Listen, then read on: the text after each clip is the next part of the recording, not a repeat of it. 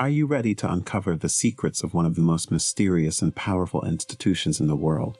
Do you want to learn about the hidden history and shocking facts of the Vatican? Tune into Amuse Mystery as we delve into the depths of the Vatican and reveal 10 shocking facts you never knew. Get ready to have your mind blown as we uncover the truth about the Vatican on Amuse Mystery.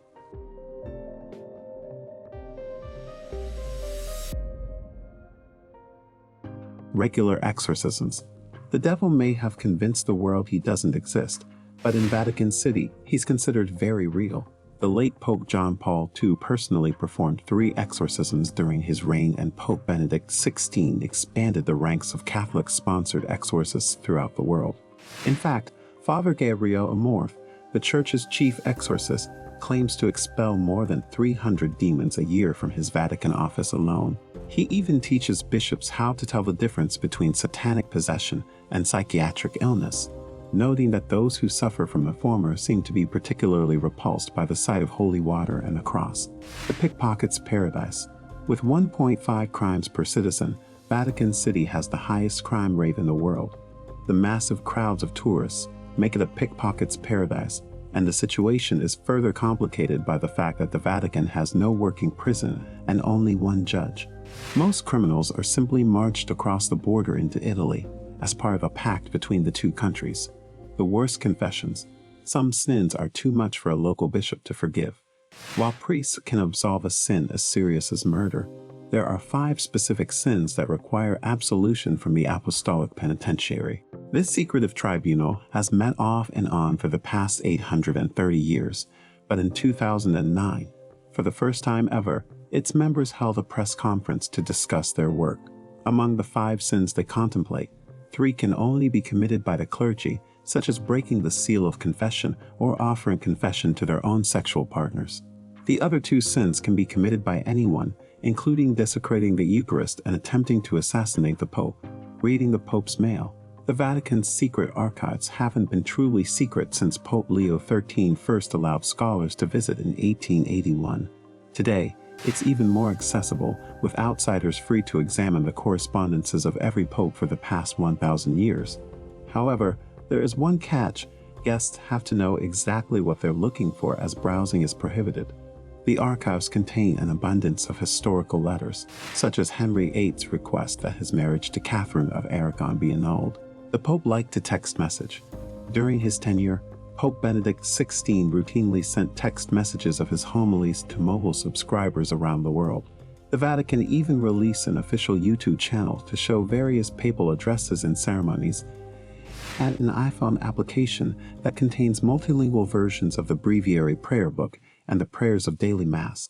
Pope Benedict XVI even joined Twitter in December, 2 months before his resignation. The Vatican's enthusiasm for technology isn't limited to cell phones and the internet.